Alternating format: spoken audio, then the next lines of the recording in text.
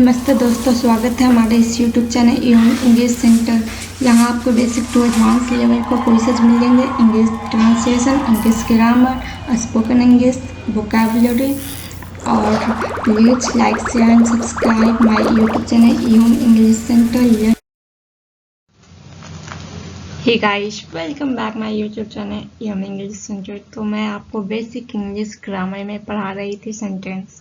तो सेंटेंस में मैंने आपको डे 1 में बता दिया सेंटेंस क्या होते हैं, कैसे बनते हैं, कैसे पहचानेंगे, और इसके बहुत ही अच्छे से मैं बता रखी हूँ और साथ में डिफिनेशन भी बता रखी हूँ। तो सेंटेंस की डिफिनेशन उसकी जो एग्जाम्पल के साथ बताई हूँ, तो उसकी एग्जाम्पल भी मैं आपको बता दी हूँ। सेंटेंस को कैसे पहचानेंगे, सेंटेंस कौन सा सेंटेंस होते हैं और कौन सा नहीं, तो सारी चीज़ मैंने क्लियर कर दी डे 1 में। तो आज है डे 2, सेंटेंस का डे 2 है आज। तो चलिए मैं आपको आज बताऊंगी इस वीडियो में टाइप्स ऑफ सेंटेंस। ओके, तो बने रहिएगा लास्ट तक। तो यहाँ है सेंटेंस का टाइप्स और काइंड्स। ओके, तो चलिए देखती हूँ मैं कौन कौन है।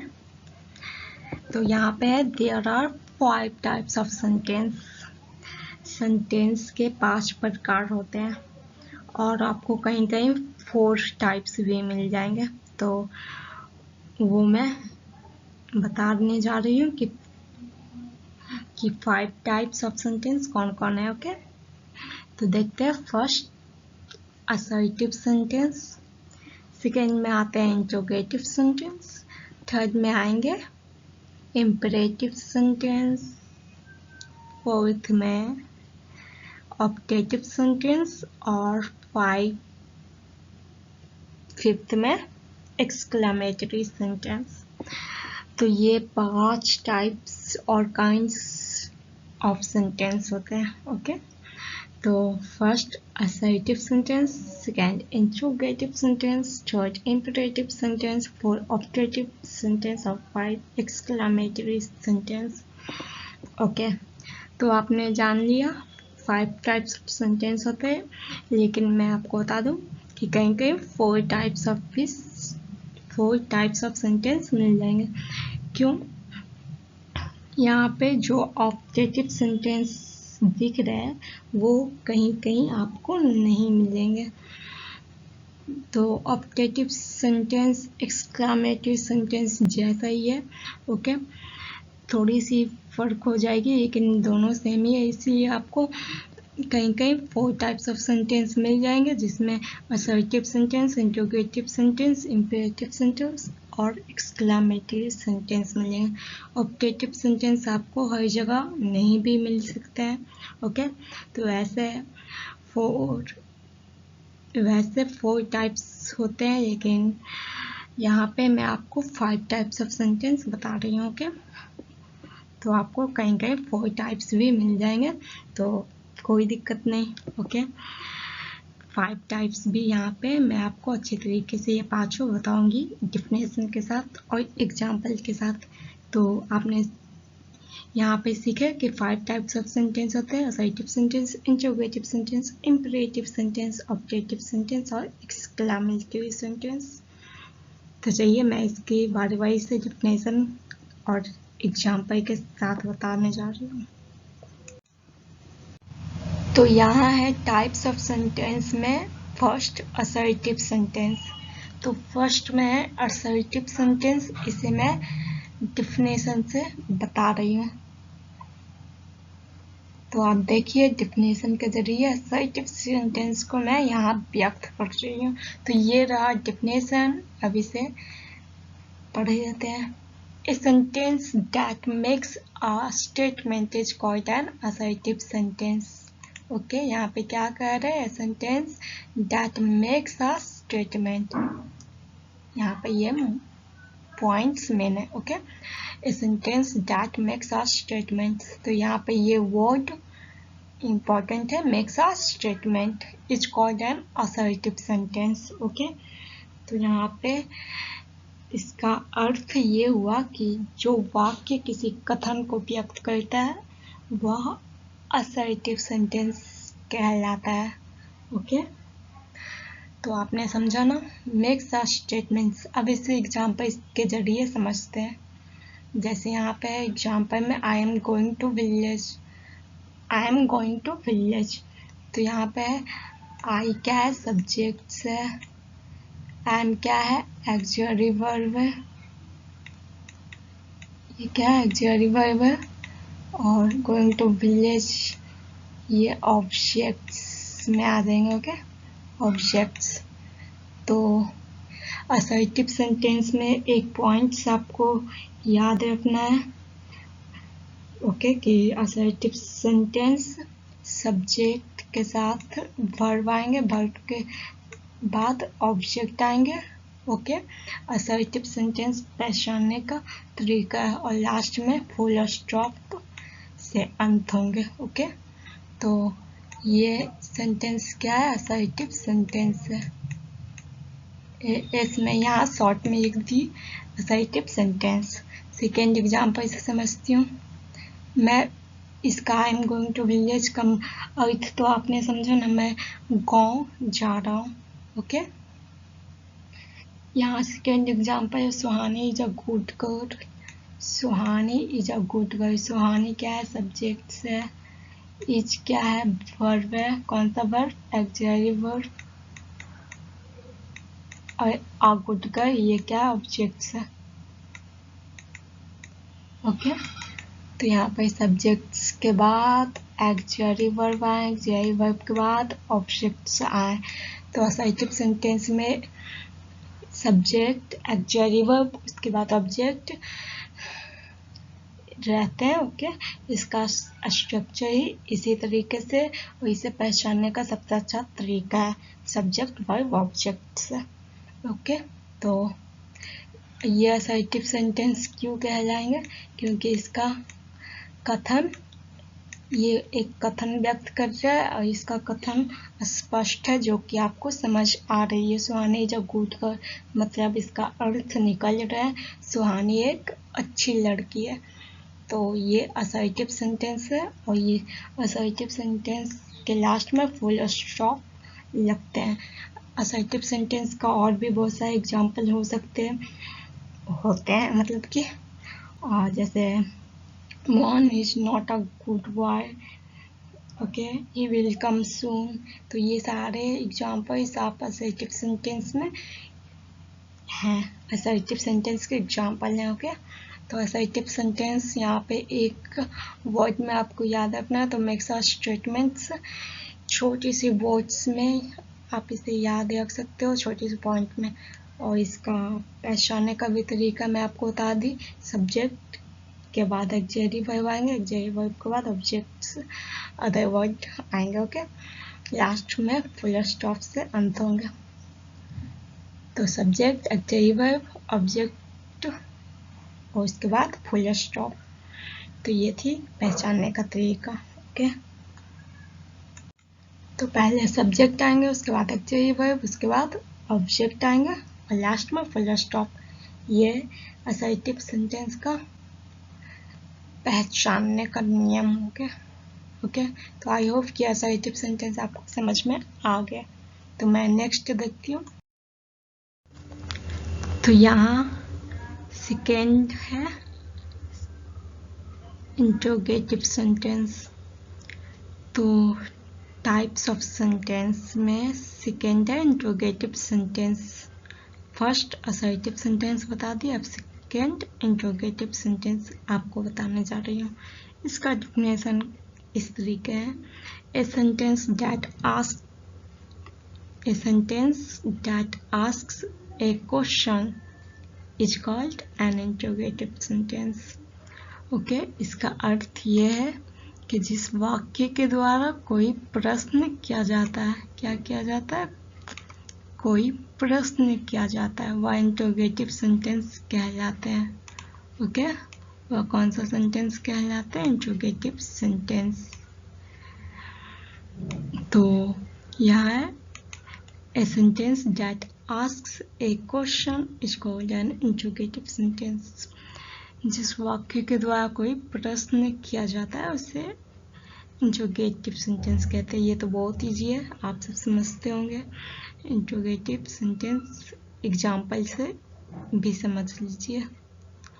जैसे यहाँ है am I going to village, am I going to village. Okay, अब यहाँ इंट्रोगेटिव सेंटेंस को आप यहाँ पे देख रहे हो। ओके, इंट्रोगेटिव सेंटेंस पहचानने का तरीका। तो इंट्रोगेटिव सेंटेंस पहचानोगे आप कैसे, तो वो भी समझ लीजिए कि इंट्रोगेटिव सेंटेंस WH वर्ड यानी who, whom, whose, which, what, where, when, how, why इन सारे से स्टार्ट होंगे या एक्जरी वर्ड से स्टार्ट होंगे। एक्जरी वर्ब मतलब am is are, was were, इन सारे से स्टार्ट होंगे। Okay, etcetera. तो यहाँ पे क्या से स्टार्ट हुए हैं, एक्जरी वर्ब से। एम क्या है, एक्जरी वर्ब। और उसके बाद सब्जेक्ट आएंगे, उसके बाद अदर वर्ड आएंगे। तो पहले WH वर्ड या एक्जरी वर्ड आएंगे। ओके, WH वर्ड और ये और है WH वर्ड और में क्या है, एक्जरी वर्ब। ए भी शॉर्ट में लिख देती हूँ, एक्जरी वर्ब। उसके बाद क्या आएंगे, सब्जेक्ट आएंगे, उसके बाद अदर वर्ड यानी ऑब्जेक्ट भी कह सकते हो। तो इंट्रोगेटिव सेंटेंस का स्ट्रक्चर कुछ इस तरीके से ही होता है। एक्जरी वर्ब या WH वर्ड। WH वर्ड मतलब interrogative word plus subject plus object, और लास्ट में सबसे ज़रूरी चीज़ इंट्रोगेटिव का साइन रहेंगे। ये क्या है, इंट्रोगेटिव का साइन। ओके, तो WH वर्ड या एक्जरी वर्ब इंट्रोगेटिव सेंटेंस में लास्ट में क्या रहेंगे, क्वेश्चन मार्क। इसे क्वेश्चन मार्क कहते हैं। ओके, या इंट्रोगेटिव का साइन। आपने समझा, am I going to village, क्या मैं विलेज जा रहा हूँ। तो ये सेंटेंस क्या है, इंट्रोगेटिव सेंटेंस है। सेकेंड एग्जाम्पल से समझते हैं। What is your name, what is your name. यहाँ पे क्या है, व्हाट यानी WH वर्ड इंट्रोगेटिव वर्ड आया है ना। और इज क्या है,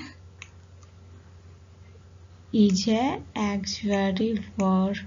तो यहाँ पे WH वर्ड एक्सरी वर्ब दोनों आ गए। ओके, जब क्या से यानी WH वर्ड से शुरू होते हैं, उसके बाद एक्सरी वर्ब आते हैं, उसके बाद सब्जेक्ट और उसके बाद अदर वर्ड, उसके बाद इंट्रोगेटिव का साइन। ओके, तो योर नेम क्या आ गए, सब्जेक्ट्स, उसके बाद ऑब्जेक्ट या अदर वर्ड, और उसके बाद सबसे लास्ट में आपको क्या देना है, इंट्रोगेटिव का साइन। ओह, मैंने ये क्या बना दी, यहाँ पे क्या होंगे, इंट्रोगेटिव का साइन। इंट्रोगेटिव का साइन कैसे होते हैं, ये जो आपको दिख रहे हैं, ये क्या है, इंट्रोगेटिव का साइन। तो आपने देखा ना कि इंट्रोगेटिव सेंटेंस में एक्सरी वर्ब या WH वर्ड आते हैं और लास्ट में क्वेश्चन मार्क रहते हैं। ओके, तो ये दोनों सेंटेंस ही क्या है, इंट्रोगेटिव सेंटेंस है। इसे IS शॉर्ट में लिख सकते हो, इंट्रोगेटिव सेंटेंस। तो इन दोनों जो सेंटेंस है वो इंट्रोगेटिव सेंटेंस है। इसमें एक्सरी वर्ब से स्टार्ट हुआ है, इसमें WH वर्ड से। ओके, आई होप आप इंट्रोगेटिव सेंटेंस समझ गए होंगे। नेक्स्ट सेंटेंस है तीसरे नंबर पे, वो है imperative sentence. Okay, imperative sentence. तो आइए इसका डिफिनेशन समझते हैं। यहाँ पे a sentence that expresses an order, a request और a piece of advice is called an imperative sentence. Okay, इसका मतलब हुआ कि जिस वाक्य से आज्ञा, अनुरोध या सलाह का भाव प्रकट होता है उसे इम्परेटिव सेंटेंस कहते हैं। क्या क्या प्रकट होता है? That expresses an order, a request और a piece of advice, उसे क्या कहते हैं? इम्परेटिव सेंटेंस कहते हैं। ओके, इसे इम्परेटिव सेंटेंस कहते हैं। यहाँ पे आप देख सकते हो sentence that expresses an order, a request or a piece of advice is called an imperative sentence। तो जिस वाक्य से आज्ञा, अनुरोध या सलाह का बोध हो उसे इम्परेटिव सेंटेंस कहेंगे। ओके, तो ये आपने समझ ली। अब मैं आती हूँ एग्जाम्पल की ओर। तो यहाँ एग्जाम्पल है, इसे आप अच्छे से समझिए। Bring a glass of water, ये क्या लिखा हुआ? Bring a glass of water. तो bring a glass of water क्या दर्शा रहे हैं? इसका एक्सप्रेशन क्या है? ऑर्डर का। ओके, जब आप किसी से कहते हो bring a glass of water, तो उससे आप आदेश दे रहे हो, है ना? उसे क्या दे रहे हो? आज्ञा दे रहे हो। ओके, तो जैसे कि मेरे को करनी है bring a glass of water, एक गिलास पानी लाओ, मतलब हम किसी को ऑर्डर दे रहे हैं। ओके, तो इससे ऑर्डर का बोध होते हैं। तो इसमें ऑर्डर आ गए। अब जैसे सेकेंड एग्जाम्पल से समझते हैं। Please help me, please help मी मतलब कृपया मेरी मदद करें। ये क्या दर्शा रहे हैं? ये प्लीज हेल्प मी रिक्वेस्ट बता रहे हैं। Okay, request, please help me request बता रहे हैं। ओके, तो इसमें ऑर्डर, रिक्वेस्ट, इन सारे वर्ड्स क्या इम्परेटिव सेंटेंस है, क्योंकि इससे ऑर्डर, रिक्वेस्ट और अ पीस ऑफ एडवाइस जैसे कि आप कहते हो टेक मेडिसिन इन टाइम, कहते हो ना टेक मेडिसिन इन टाइम, मतलब दवा समय पे लो, दवा समय पे लेनी चाहिए। ओके, तो टेक मेडिसिन इन टाइम, समय पे दवा लो। तो ये क्या दर्शा रहे? आ पीस ऑफ एडवाइस। ओके, तो इम्परेटिव सेंटेंस से कहेंगे जो ऑर्डर, रिक्वेस्ट और आ पीस ऑफ एडवाइस एक्सप्रेस करे, उसे हम इम्परेटिव सेंटेंस कहेंगे। तो यहाँ पर ये दोनों एग्जाम्पल से आपने समझ लिया कि ये कौन सा सेंटेंस है? इम्परेटिव सेंटेंस है। आइए इसे शॉर्ट में, ऐसे आप कंफ्यूज हो जाओगे। आईएस से इंट्रोगेटिव सेंटेंस, आईएस से इम्परेटिव सेंटेंस, इसलिए रहने देते हैं शॉर्ट इसका। तो आपने ये इम्परेटिव सेंटेंस समझ लिया। A sentence that expresses an order, a request or a piece of advice is called imperative sentence। ये सारे जो मैं आपको डिफिनेशन बता रहा हूँ सब एक लाइन का है, एक पॉइंट का है। इसे आप एक दो बार पढ़ रहे होगे तो बोलोगे भी नहीं। तो यहाँ पे सिर्फ मेन रूप से रखना है ऑर्डर, रिक्वेस्ट और पीस ऑफ एडवाइस, जो आज्ञा दे, अनुरोध करे और सलाह दे, उसे इम्परेटिव सेंटेंस कहते हैं। इन सारे चीज व्यक्त होनी चाहिए, उसे इम्परेटिव सेंटेंस कहेंगे। आई होप ये आपको समझ आ चुकी होगी। और यहाँ मैंने एग्जाम्पल भी बता दिया, bring a glass of water, please help me, take medicine in time, etcetera. तो 4th नंबर पे जो सेंटेंस है वो है ऑप्टेटिव सेंटेंस। ओके, तो आइए देखते हैं ऑप्टेटिव सेंटेंस। तो इसके डिफिनेशन यहाँ है, आप इसे अच्छे से पढ़िए, और मैं तो समझा ही रही हूँ, बट पढ़ने से भी आपको समझ आ जाएंगे, इतने इजी वर्ड है। A sentence that expresses some curse, blessing, prayer or wish is called an optative sentence। कितने इजी वर्ड्स हैं ना, इसे आप खुद ही पढ़ के समझ सकते हो। A sentence that expresses some curse, blessing, prayer or wish is called optative sentence। पहले हम यहाँ पे ये समझ लेते हैं, कर्स मतलब होते हैं श्राप, ब्लेसिंग मतलब होते हैं आशीर्वाद, प्रेयर मतलब होते हैं प्रार्थना, और विश मतलब होते हैं इच्छा। तो जब आपने ये चारों समझ लिया है तो आपको ये सेंटेंस, ये डिफिनेशन में कोई दिक्कत ही नहीं होगी। ओके, तो यहाँ पे क्या है, अ सेंटेंस दैट एक्सप्रेसेस, क्या एक्सप्रेस करेंगे, कर्स, ब्लेसिंग, प्रेयर और wish is called N optative sentence. वो क्या कहलाएंगे, ऑप्टेटिव सेंटेंस कहलाएंगे। ओके, तो यहाँ पे आपने इसे समझा ना डिफिनेशन को, जिस वाक्य में श्राप और आशीर्वाद, प्रार्थना और इच्छा का भाव प्रकट हो उसे ऑप्टेटिव सेंटेंस कहेंगे। ओके, तो इसे एग्जाम्पल से भी समझ लेते हैं, जैसे may God help you, God तुम्हारी मदद करे, ये कौन सा सेंटेंस है, ऑप्टेटिव सेंटेंस है। ओके, आपने समझा ना कौन सा सेंटेंस है, ऑप्टेटिव सेंटेंस है। और सेकेंड एग्जाम्पल से समझते हैं, जैसे मे ही गेट सक्सेस, काश वह सफलता प्राप्त, ओह सॉरी, वह सफलता प्राप्त करे। तो यहाँ पे हम क्या दे रहे हैं, यहाँ पे मे गॉड हेल्प यू, क्या है, मे गॉड हेल्प यू, ये क्या है, प्रेयर है। हम किसी के लिए यहाँ पे प्रेयर कर रहे हैं ना, भगवान तुम्हारी रक्षा करे, ये क्या है, प्रेयर है। और यहाँ पे क्या है, मे ही गेट सक्सेस,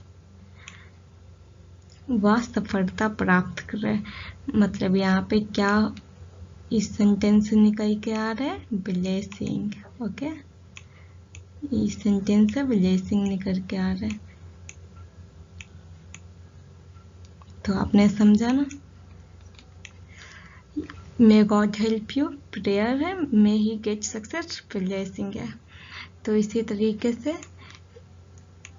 बहुत सारे सेंटेंस इसमें ऑप्टेटिव सेंटेंस में आते हैं, जिसमें से आपको कर्स, ब्लेसिंग, प्रेयर और विश एक्सप्रेस करेंगे उन सारे सेंटेंसेस में। ओके, तो जिससे कर्स, ब्लेसिंग, प्रेयर और विश एक्सप्रेस करे जिस सेंटेंस से, उसे ऑप्टेटिव सेंटेंस कहते हैं।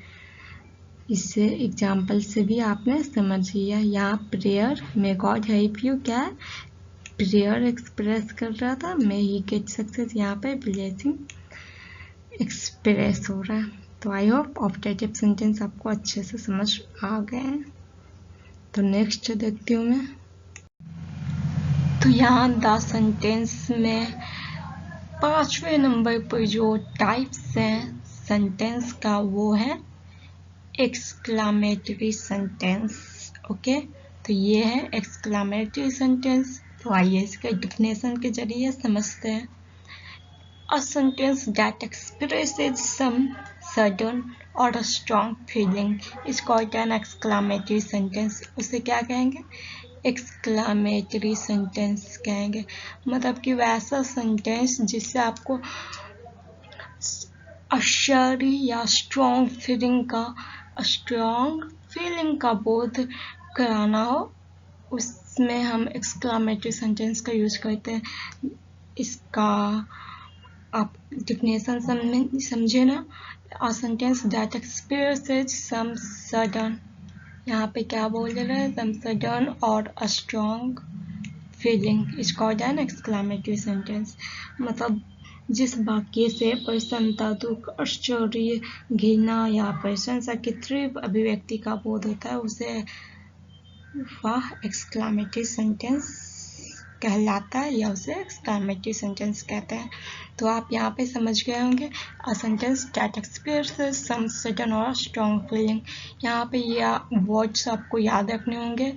एक्सप्रेसेस क्या एक्सप्रेसेस करते हैं, सम सडन और स्ट्रॉन्ग फीलिंग, मतलब दुख, घृणा इसमें आ जाएंगे। दुख, घृणा, आश्चर्य, प्रशंसा, प्रसन्नता, ये सारे जो भाव हैं उसे दिखलाने के लिए, एक्सप्रेस करने के लिए उसमें एक्सक्लेमेटरी सेंटेंस का यूज करते हैं। ओके, उसे व्यक्त करने के लिए हम एक्सक्लेमेटरी सेंटेंस का यूज करते हैं। इसे एग्जाम्पल के जरिए समझिए। तो जैसे what a beautiful seen it is, कितना सुंदर दृश्य यह है। यहाँ पे क्या है, what a beautiful seen it is. Okay, तो ये क्या हमें व्यक्त कर रहे हैं, तो यहाँ पे एक्सक्लेमेटरी सेंटेंस का भाव व्यक्त हो रहे हैं। ये प्रसन्नता का भाव भी हो सकते हैं, what a beautiful seen it is, कितना सुंदर दृश्य यह है। तो आपको एक्सप्रेशन दिखाने के लिए हम लोग एक्सक्लेमेटरी सेंटेंस का यूज करते हैं। लाइक यहाँ पे सडन और स्ट्रॉन्ग फीलिंग है, मतलब जब आप किसी से घृणा करते हो, प्रसन्नता होती है या दुख होता है या आश्चर्य या प्रशंसा, ये सारे आपको जब भाव व्यक्त करने होंगे तो वहाँ पे आप एक्सक्लेमेटरी सेंटेंस का यूज करोगे। और एक्सक्लेमेटरी सेंटेंस का अंत या लास्ट में एक्सक्लेमेटरी सेंटेंस के लास्ट में साइन ऑफ एक्सक्लेमेशन यहाँ पे लास्ट में यहाँ पे देना होता है। ओके, तो एक पाई यहाँ पे, उसके नीचे फुल स्टॉप बुंदा है। तो ये जो यहाँ पे साइन आपको दिख रहा है ये क्या है, साइन ऑफ एक्सक्लेमेशन, ये एक्सक्लेमेटरी सेंटेंस का साइन है। ओके, तो यहाँ पे आपने समझा एक्सक्लेमेटरी सेंटेंस। सेकेंड एग्जाम्पल से भी समझ लेते हैं, वेल डन सोहन, शाबाश सोहन। तो यहाँ पे भी आपको प्रशंसा का भाव व्यक्त हो रहा है जो कि एक्सक्लेमेटरी सेंटेंस में आते हैं। ओके, तो यहाँ पे ये क्या है, एक्सक्लेमेटरी सेंटेंस। तो यहाँ पे इसमें एक्सक्लेमेशन का साइन यहाँ पे आए हैं। ओके, एक्सक्लेमेशन का साइन ये होते हैं। ओके, तो यहाँ एक्सक्लेमेशन का साइन स्टार्ट में आए हैं क्योंकि यहाँ पे एक्सक्लेमेटरी वर्ड यहाँ पे वेल डन है। ओके, इसलिए एक्सक्लेमेटरी सेंटेंस या वर्ड्स के बाद ही एक्सक्लेमेशन साइन का यूज होता है। तो यहाँ पे लास्ट में और यहाँ पे यूज हुआ है। ओके, तो आई होप कि आप एक्सक्लेमेटरी सेंटेंस अच्छे से समझ गए होंगे। तो आज के लिए इतना ही, तब तक के लिए नमस्कार, जय हिंद। मिलती हूँ मैं नेक्स्ट वीडियो में। तो वीडियो पसंद आया तो लाइक और शेयर करना ना भूलें, चैनल को सब्सक्राइब करके बेल आइकन भी दबा दें। जय हिंद।